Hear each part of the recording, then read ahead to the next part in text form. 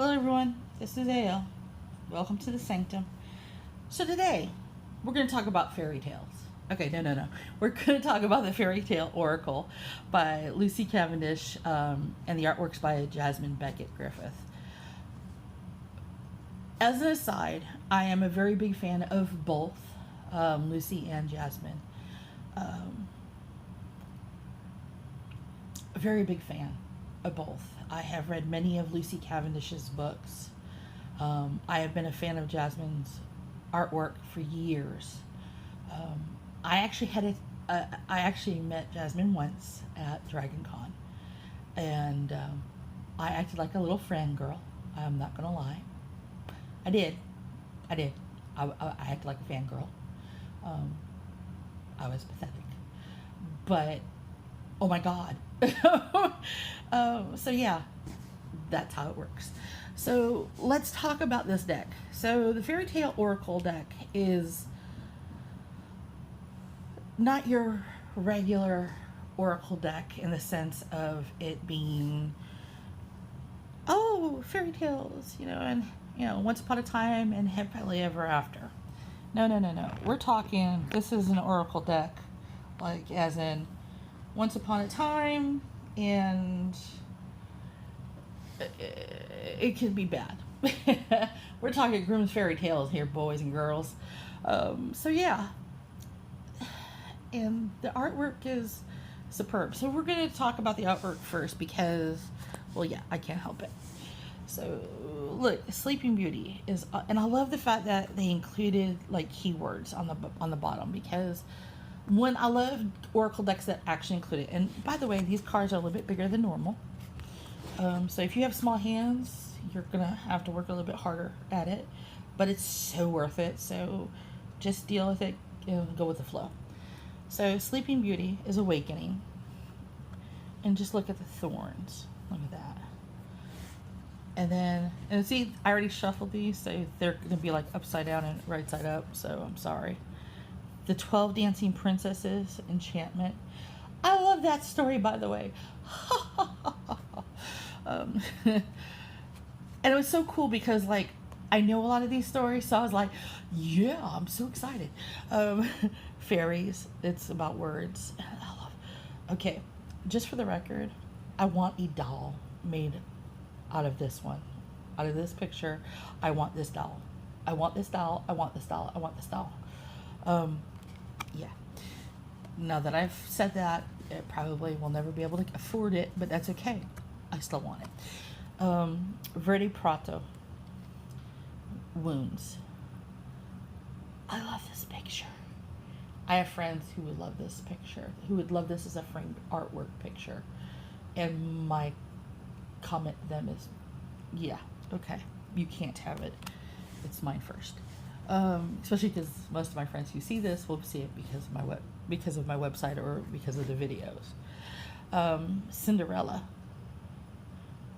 Magic. I love that.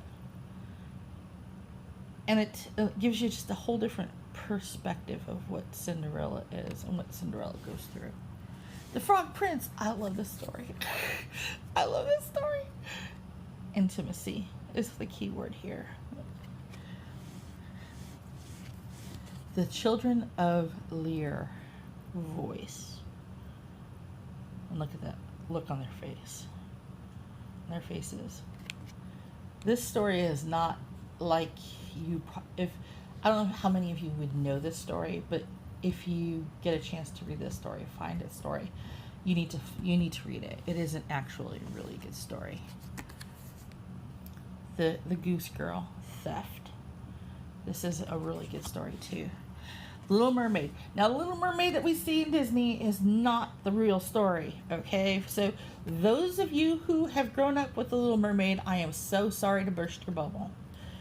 In the end, Eric rejects Ariel, and she ends up dying of a broken heart. Game over. Sacrifice.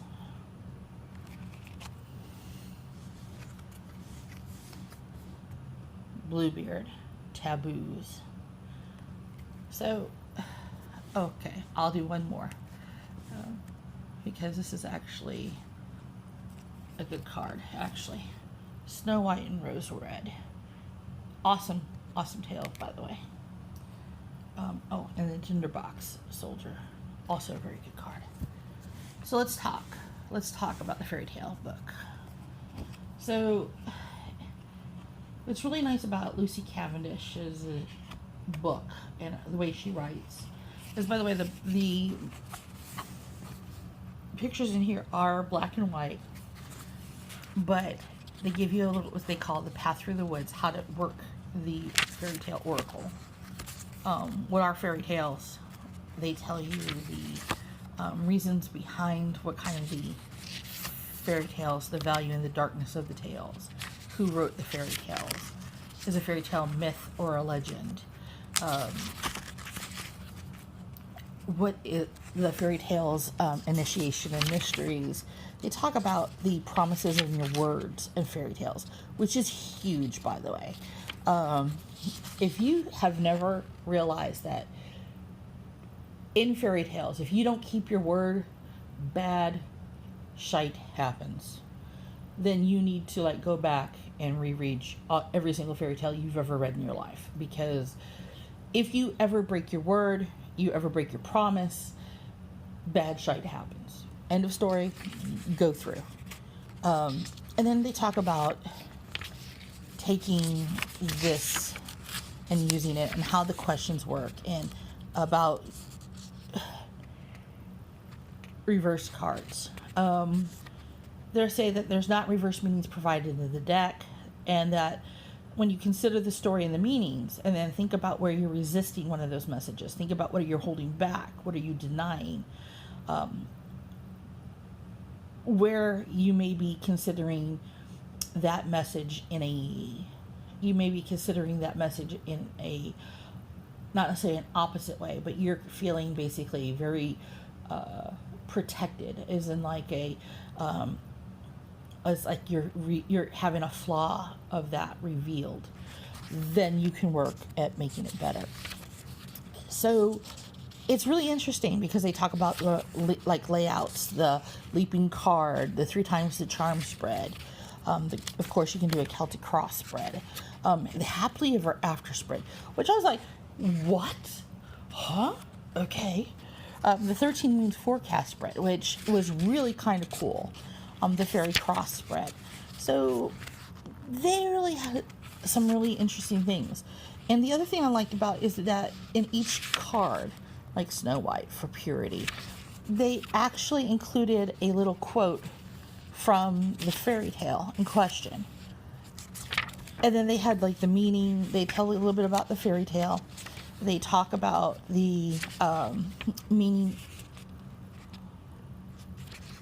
as well within there, and then they give you like an actual like meaning where they have like a checklist point. So what's just really kind of cool about it, because a lot of times when we do a reading for other people, you kind of get caught up with it, and you don't want to be caught up within the tale itself, because especially if you do like a 5-card reading, good for God, that could be forever. And I'll be the first person to tell you I like to talk. No, like really, dudes, I like to talk a lot, which is funny considering my day job. I work in insurance, and I talk to a lot of people all day, and yet I still like to talk. Go figure this one out. So one thing about these cards, they are pretty good stuff. They are riffable when it comes to shuffling. They are, because they are oversized, they are a little bit harder to shuffle that way. It can be done, even with people like me with arthritis. So the backs, by the way, are these neutral backs, which are really a nice little, they're not like bright and bold, which is kind of good. They go with that same kind of theme where it's kind of like dark, but yet you have that little bit of yellow and the pinks that to make it stand, where it's like, oh, you have a choice here. Kind of like a fairy tale. So I'm just going to pick a couple of cards. Let's see. Let's do a random 3 cards. All right. Snow White and Rose Red. And Ooh, I want one from right here. Oh, the Children of Lear. And, oh, Sleeping Beauty. All right, people. Obviously, for whatever reason, this is what you're stuck with today. I'm so sorry. So, with Snow White and Rose Red, oh, I hope you guys are familiar with it. So I'm going to give you a little bit about what Snow White and Rose Red are about. It's sister love. It talks about the two children were so fond of one another that they always held each other by the hand when they went out together. And when Snow White said, "We will not leave each other," Rose Red answered, "Never so long as we live." And their mother would add, "What one has, she must share with the other." They often ran about the forest alone and gathered red berries, and no beast did them any harm, but came close to them trustfully. The little hare would eat cabbage leaf out of their hands, the roe grazed by their side, and the stag leapt merrily by them, and the birds sat still upon the boughs and sang whatever they knew. No mishap overtook them, and if they stayed too late in the forest, the night came upon them. They laid themselves down near one another on the moss and slept until morning came, and their mother knew this and did not worry upon their account. So, the story of Rose Red and Snow White is actually about sisterhood and family and love and trust from people who've been raised well and nurtured tenderly. It's a testament to the fact of their trust in their home, that no matter what they do, they have that ability. And they have so much. They're protected by nature spirits, the devas. What's interesting about the story is that they see a bear and they invite the bear to warm itself. And it's not a bear, but it's an enchanted prince. And he rewards them with their friendship. And their love for him breaks a curse. And there ends up being a marriage and happily ever after, yada, yada, yada. You know. And they share everything because that's how it should be, because that's the way it is. And it's all about appreciation of the small fortunes you have, that when you are blessed with family, whether it be family you choose, or appreciating the family that you do have, which I probably don't appreciate enough. I try, but yeah, they don't make it easy. It's important to appreciate what you've been gifted. Love the friendships, the family who've been good to you. Find every gem in the dark that you have, every star in the darkness. Because if you appreciate the people in your life that are good to you, appreciate the fact that there are going to be people who come in your life that are nice to you, and don't just blow them off just because they will actually reward you with more peace and joy and contentment than you can ever shake a stick at. So it's about those things. It's rewards for good deeds. It's sharing what you have that creates abundance. It's extending hospitality, seeing beyond appearances, rewarding for a true good heart, for that purpose. Now, the 37, the Children of Lear. Oof. Out with you upon the wild waves, children of the king. Henceforth your cry shall be with a flock of birds. This is a tale from Ireland, which is why I just was telling you that if you have never, ever heard this, you should look it up and read it, because it's important to... This story is intense. It's different. I kind of grew up with it, so I know the story better. So, in this tale, you learn of the 5 kings battling to rule over the Tuatha Duanin, the people of the land called the Faery. One ruler is chosen, but one king walks from the gathering proclaiming himself their chieftain and protests at the choice of the people. And to appease him in time and to ease the suffering he has at the death of his first wife in childbirth, the chief offers him foster daughter to wed. And the king agrees and is brought into the clan more closely, proving the wisdom and the patience of the great king of the Tuatha. They have 4 children, a beautiful girl with long fair arms, a handsome boy, and 2 twins, who the wife dies giving birth to. and again the kingdom is threatened by the grieving and the loss.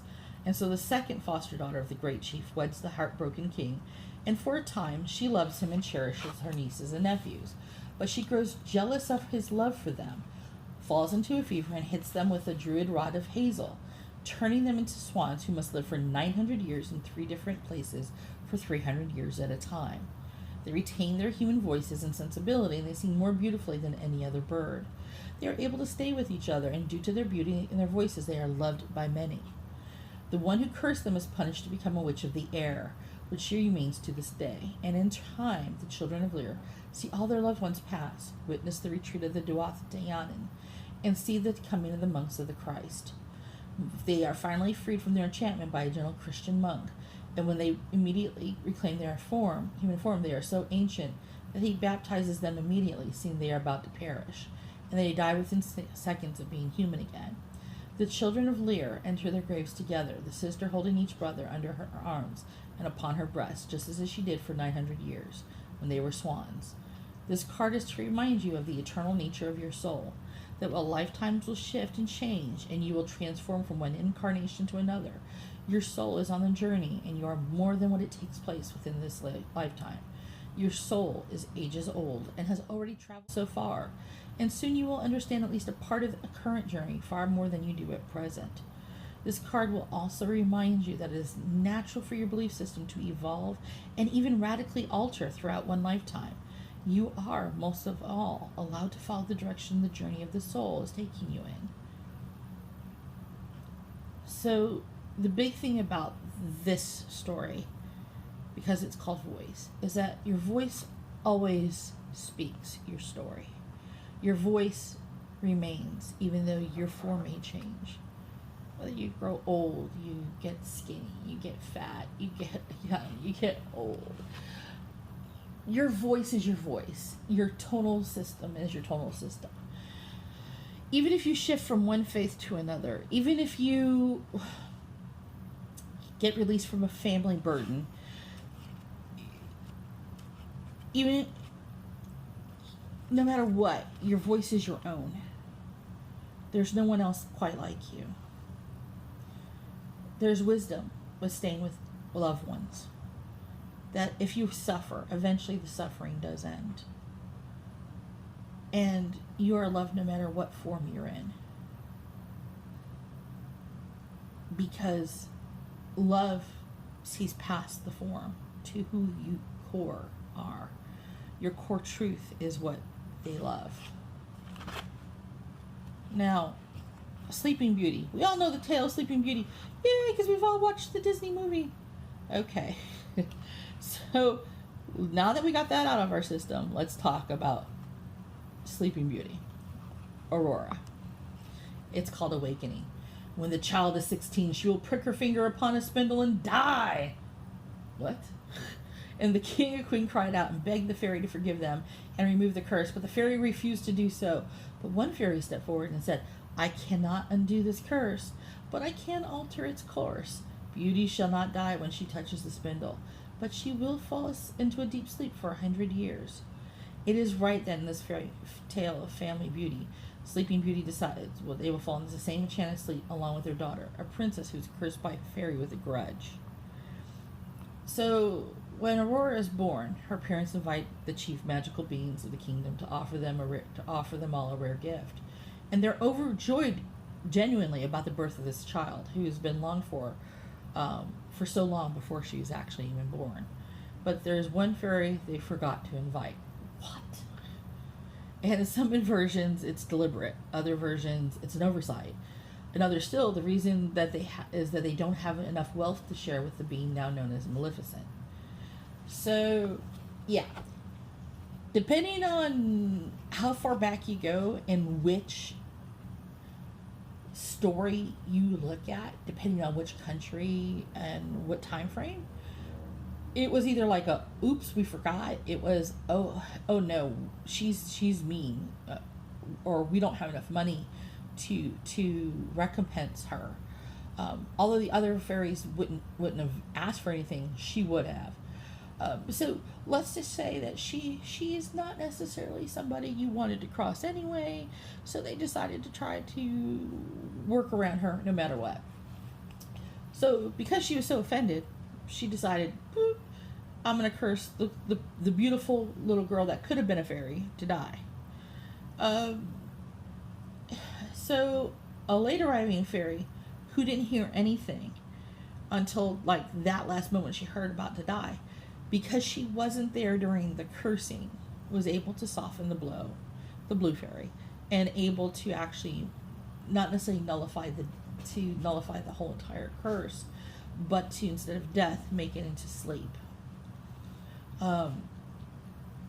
Which is why the avocation of the whole idea of she can only be awakened by the love's first kiss of true of heart. So instead of raising Aurora with the knowledge, which can endanger her more, they kept the prophecy from her. And it's that ignorance that endangers her even more, because it actually gave her the opportunity. And I'm sorry, parents, dudes, we tell kids the stove is hot, don't touch. You know this curse is going to hurt your daughter. Don't you think that sometime like around the age of 10, 12 or so, you should have been prepping her for this, so she would have been on the watch out? So she would have known to avoid certain situations? I'm just saying. Yeah. You're kind of to blame for this. Just an aside. It was like a nitpick when I was little, and it's still a nitpick now. And now that I'm older, as a parent and such, I still am. Yeah, I'm still irked. So yeah. So what this deals with for you is the fact that it's about when you learn that someone has tried to protect you from a harsh truth by keeping information that is vital, that it's no escape from whatever dilemma that they knew about. But you will be able to find a way through the challenge, and you're not going to be alone. You're never going to be abandoned. You will awaken to the truth that's at hand. You will wish that they would have told you. So whatever you feel that you're being cursed at or cursed about, you feel like, oh God, I'm so cursed. That curse is going to be broken. It's not going to be long lasting. There is going to be a time of awakening for you. It's coming shortly. The force is a protection for you. It is a way of giving you time to come to grips with the fact that the sins of the parent, the people who were trying to protect you by not giving you the information to protect yourself, it's going to go away. I mean, you have to learn that guilt has to be let go. You may not realize that you feel that anger at them. You may say oh, I don't blame my parents. Yeah, you do. You do. You just don't realize you do. Some of you do realize you do. But you gotta let it go. Sometimes it's generational patterns at fault. Well, mom and dad did it. Well, their mom and dad did it. And so we do it because, well, it's an ingrained pattern. Well, sometimes it's time to break the pattern. It's like breaking the cycle of abuse. Sometimes you just gotta say, no, I'm not gonna be that way. Screw it. It's about being ignorant of consequences. I see so many people who are ignorant of consequences, and I don't understand why or how. But then I start talking to them and I realize, oh my God, your parents never prepped you for life. What the And there's a lot of cursing that goes on after that part, but we're going to try to be good on this show. Willfully hiding from the truth. I know people like this. There are people who will blame everybody else and not lift their head up and realize that they're part of the problem, because of the fact that they don't want to look inward. They only look outward. So yeah, they're part of the problem. So that's what this is saying. So we have the fact that we need to look to our family and our bond with our friends and family and be happy with that. We have to look to the fact that we have a voice that doesn't change, even though our beliefs can change. Anything we have that we with our family, we can change, but our family bonds aren't going to change, even if they do something stupid, like not tell us the truth. And that's what these three cards actually all have in common. It's all about family. It's all about what we do with family. Whether it's family we choose to keep, whether it's family we're born with. So, for this week, think on the fact of the family we have. Choice, adopted into, family we're born into. If they kept something from you, if there's something that you're hiding from yourself, but because of, for whatever reasons, that family member has told you, hey, look, you need to stop doing this. Seriously, take them seriously and look into yourself. Make sure that you're not bullshitting yourself anymore. And stick with your family, those family members that have been true to you. Why? Because they're not going to leave your side. They're the ones that have been proven true to you time in and time out. And I'll be honest with you, I have family online that I've chosen to be my family, that I am a lot closer and that are more my real life family than my family from birth. And I don't care that they're my family from online. And I may never be able to see them in person because they live far, far away.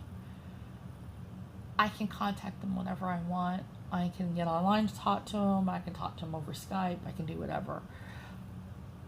And they're more important to me in a lot of ways because they have always been there for me. And I think a lot of us have that, and a lot of us kind of dismiss it, think, oh, they can't really be family. Because, oh my God, I don't get to spend holidays with them or whatever. That's bull. Family is what you make out of it. What you decide is family is what you're going to decide is family. And I think that's part of what this is about. Your voice, no matter what your form, should be accepted by whomever you are, whomever you have in your life, whether it be family, friends, whomever. It's time to forgive yourself. Forgive others for stupid stuff. Let them go if you need to. And remember, Celtic New Year's at the end of this month. What are you going to choose going into the new year? A life led better with family you choose to be with, or a family that lies to you, or a family that has lied to you in the past and you're still angry with, even if you don't want to admit it. I think it's time to come clean with yourself and move forward. Faerytale says so. Sleeping Beauty says so. Children of Lear. Snow White and Red Rose. So, yeah. So this is the Faerytale deck by Lucy Cavendish and Jasmine Becket-Griffith. This is the deck that I will tell you that when I want to do soul work, when I want to look deep within myself, this is, or if I want to work deep with a customer or a client, this is the deck I work with when they ask me, hey, I got a couple of problems I need to work with. This is one of the decks I will work with. I give this a straight 8.5 out of 10. So if you like it, get it, work with it. You may find that you will find various uses for it, for yourself, for shadow work. It is extraordinary. So definitely give it a whirl. I'll post links below for websites and information. Don't hesitate. And remember, sometimes happiness comes in the form of a fairy tale. Sometimes fairy tales go bad, very, very bad. And we have to make our own way out. Sometimes you gotta reach out and let somebody help you out. Benedictine blessings. Have a good one.